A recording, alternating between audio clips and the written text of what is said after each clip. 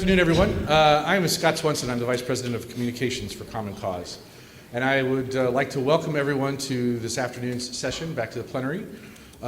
We have a special presentation and conversation here that I want to give thanks to a friend of mine, Ben Weisner from the ACLU, for helping to arrange, to my colleagues Todd O'Boyle and Jesse Littlewood for their efforts in making this happen, and to our guests, who I am now going to introduce. It is my honor to introduce Dan Frumkin.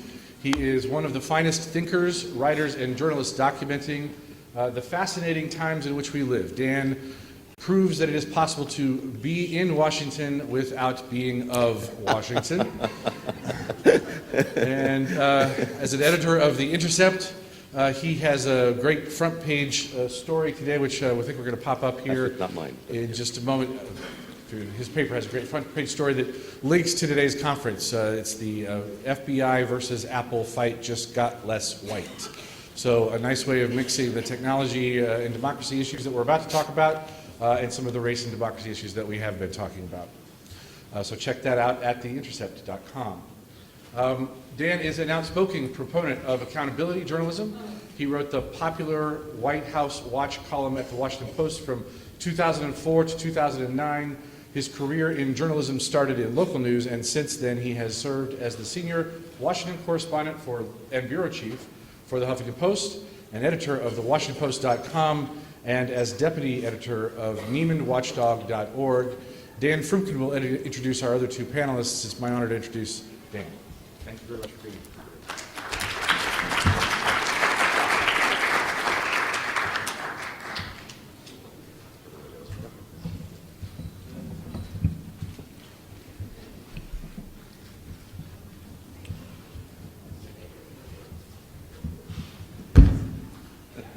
Jesse?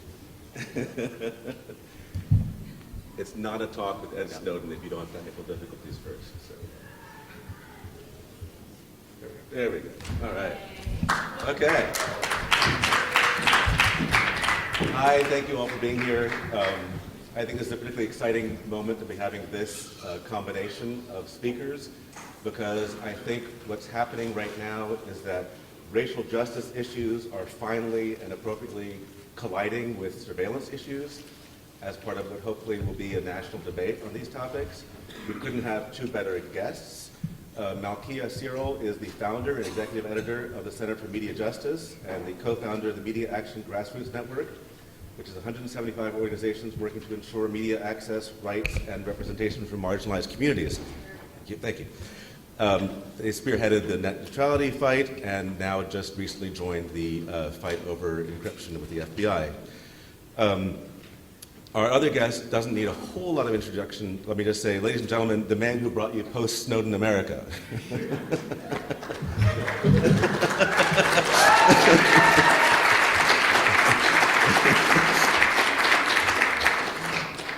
It's not a pretty place, is it? So I want to start off with a little bit with talking to Malkia about sort of the history and impact of surveillance on communities of color. I think it's been a lot less hypothetical than it has been for a lot of the sort of elite, white, older gentlemen like me who have been talking about this. So Malkia, tell me a little bit about sort of what the experience has been and what your concerns are in the moment. Well, first of all, I'm really honored to be here and in this conversation with my brother Ed Snowden. Thank you for having me here. And I think the best contribution I can make to this conversation in this particular question is really to tell you more about, to reaffirm two things. One is that, the revelations of bulk data collection and spying on our phones, that feels new to some, but for someone like me, and for many people like me, it feels very, very old. In 1974, I was born into what some may consider the painful aftermath of COINTELPRO, the counterintelligence program's destruction of the Black Panther Party. My mom was a Black Panther. She edited the Panther newspaper. She coordinated the New York City citywide Black Panther breakfast program.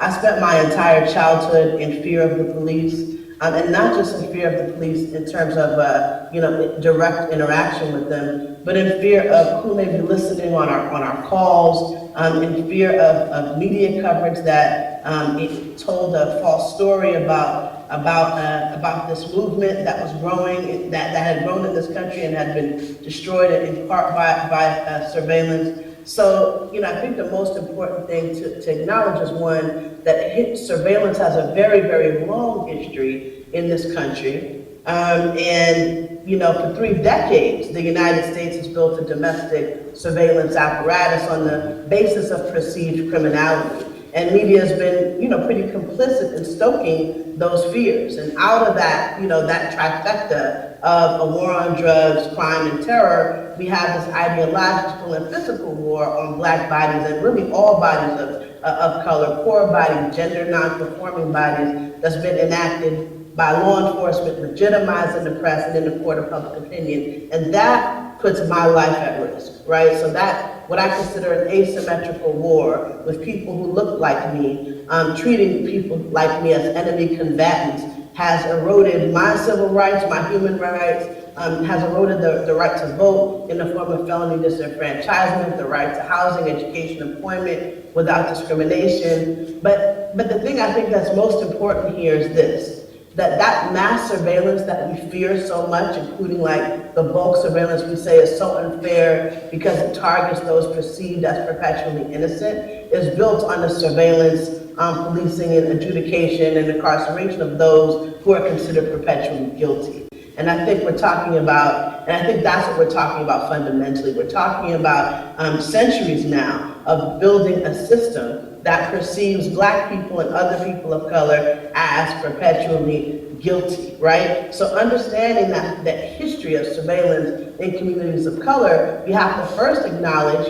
that the history of power relationships in the United States, those with less power are always watched for the purposes of control, and control might be called by other less accurate names like safety or national security, but what it is actually control. So since slavery, right, when the use of a caste system separated the people associated with a particular territory from the quote-unquote non-people, right, who were meant to be excluded, managed, or seen as threats, national security surveillance has always been mediated by race. And anti-Blackness has been the fulcrum of national security surveillance since its beginning. Nakia, that's amazing. Thank you very much. Ed, I really haven't heard you talk a lot about some of these issues. Are they ones that are on your mind much? They are. I mean, Malkia covered an extraordinary amount of ground there. One of the interesting things that I would mention is when we think about surveillance, the government likes to call it sort of bulk collection. That's their euphemism for mass surveillance, as enhanced interrogation is for torture. But when we talk about this kind of indiscriminate collection, why is it such an issue, right? And when Malkia says things like it degrades sort of your civil rights, your human rights, what does that actually mean? Well, what it means is the quality, not just of the life of an individual, but the quality of society that we all enjoy collectively. And this is something that is just beginning to come to the fore in a very powerful way. Because largely, the revelations of 2013 were not about surveillance. They were about democracy, right? How did we get to this point that we had, for more than 10 years, the indiscriminate collection of the communication records of every man, woman, and child, both inside the United States and without ever having a public vote, without ever having the public's even barest knowledge of the outlines of these programs. The Patriot Act was what allegedly authorized the section of the NSA's activities, but the author of the Patriot Act, Sensenbrenner, said there's no way that the particular clause that they were referring to, Section 215 of the Patriot Act in this case, could be interpreted actually in that. And when we look back at the congressional record and the historical record, there are strong grounds for believing that. When it was being debated, it was being called the library records provision, because the absolute worst abuse that we could conceive of for this sort of legislative passage in this long, gigantic bill that nobody actually read before they voted on, was that it might be used to compel libraries to hand over the borrowing records of their patrons, which is showing up on its own, right? But then to think that that's what we actually considered to be the downside of public debate, but the actual use of it was, no, no, no. These aren't particularized individuals and particularized investigations at particular libraries that we want particular records about. They consider for the purposes of investigation everyone's communication records to be relevant. Ed? Now, what does this mean and where does it go? Yeah. No, I'm just wondering what you think specifically of the notion of communities of color being more subject to this than other folks. Right, so we have this indiscriminate network that's sort of arisen from the problem space. But the usage of these powers is not at all indiscriminate. In fact, it's very discriminate. And this is, I mean, we see this in every sort of institution of power, application of power, that the sort of the state presumes for itself. We see this in the partial state, things like that. And even its impact on people. So not only are people who are have less access to resources and education more likely to go to prison, and not only are minorities more likely to do it, but they actually feel simply the social impact of policing in a very different way. Now, Matthew was talking about her past. She grew up not trusting the police, right, feeling that they were a threat. Whereas me, for myself, I came up in an entirely different environment. You know, when I was in middle school, elementary school, we had like the DARE program, the anti-drug program, and I knew the police sergeant from my local community because he'd come by and he'd give us all these scary talks, and then he'd give me a ride home in the squad car at the end of the day, and I thought that was just the coolest thing ever. So we need to be clear about why is this the case, and I think this is largely because who is the system really architected to represent, right? We talk about democracy, but are all voices of democracy truly represented in the same way? Particularly in the political process in the United States, where money has such an extraordinary influence, people who have less access to wealth, and particularly disenfranchised minorities who may not even have the same access to the political process or education resources in general, aren't necessarily going to be less represented than industry, than big money, and then even just the traditional sort of centers and focuses of power within society. And what this means is when the laws are being drafted, they don't get a say, but and also the operation of these laws.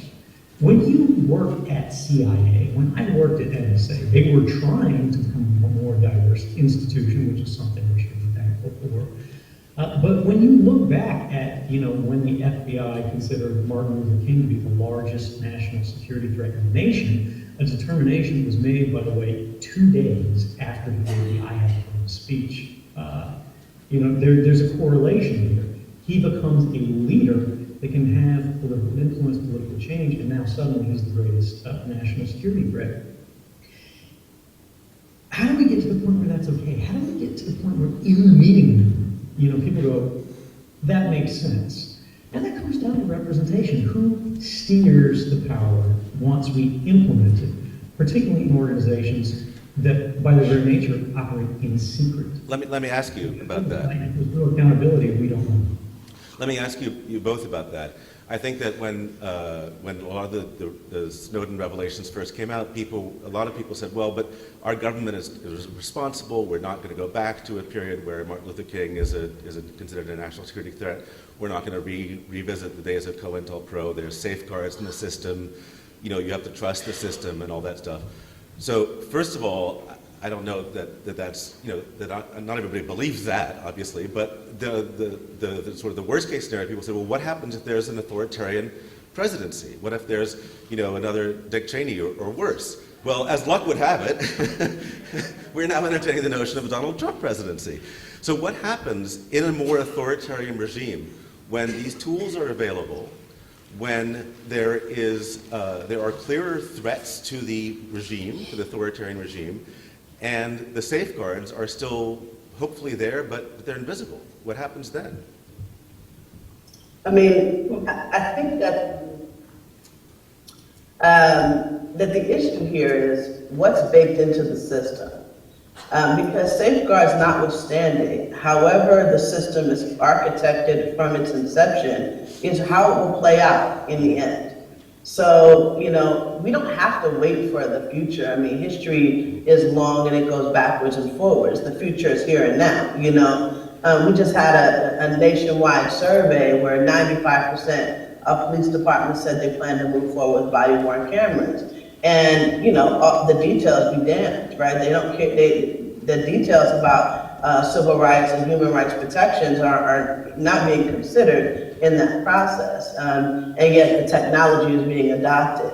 And that's all being built off this rhetoric, right, of safety. And, you know, seeing police cameras as a false solution at the same time that the right to record is being eroded everywhere in this country. And you know, and so, you know, bystander video is being considered something that's criminal, whereas police body-worn cameras are being considered something that will keep us safer. We don't have to wait for the future. The future is right now. Think about the other police technologies already in play. We already have license plate readers and Stingray cell phone interceptors. We have facial recognition software and other biometric tools. And, you know, these tools are increasingly being used to spy on civilians that are participating in civil disobedience and other types of protests. So, you know, this question of what happens in a more authoritarian regime, I think we have to think to ourselves, what's happening right now? I mean, the question is, in a more authoritarian regime, it will be more explicit. But I don't think that that means that there will be more of it. It's already happening, you know? And the last thing I'll say is, you know, in addition to the kind of both warrantless and wanton use of police technologies, we have predictive policing as a practice that is gaining traction, again, with few rules, with few limits. You know, we're dealing with technologists who don't know anything about me, don't know anything about people like me, don't know anything about Black communities, poor communities, gender non-conforming communities, don't live anywhere near where we live, don't live in our realities, and yet they're architecting, you know, technologies that are meant to police us and that have devastating impact on our lives. So, you know, whether or not there's greater authoritarianism or lesser authoritarianism, the system is created to, first of all, to expand. The carceral state is created to expand itself, and so these tools will continuously be used to that end. Ed? Yeah, I mean, this is a tremendously complex space. I think the easiest way to address this is let's talk about what the NSA can actually do. And remember that this is not unique to the NSA. This is a capability that's accessible even to sophisticated criminal groups. A couple of bright grad students could replicate this technology in the span of a couple of months. The question is just where do they place it? How do they use it? Now, the nexus of the NSA's capabilities, why they're so dangerous, and this is the same for every state, is because they have power over the telecommunications providers, right? When you think about the nature of modern communications, how do things get from your phone to somebody else's phone, right? How does the phone actually ring in their pocket? There's all these telephones in the world, right? All these cell phones. How does it know which phone to ring? Well, the way this works is that your cell phone is constantly sort of squawking out a beacon as you go about your daily activities, you know, unbeknownst to you, to the nearest cell phone tower saying, I'm here, register me at this cell phone tower. So that the global network of telecommunications service providers together can at any point in time say, hey, I've got this phone number. Immediately, you know, in the span of less than a second, find out where that phone is and make that phone ring. Locate it, tell me everything about it, tell me whether it's been paid or not, and then make it ring, set up a connection, so on and so forth. You're always connected to this instrument of power as long as you were connected to the network. Now, when I was sitting at the NSA in Hawaii, I was working with the tools of mass surveillance directly, right? You know, people are focused on the PowerPoint slides that are in the newspapers and whatnot. The PowerPoint slides are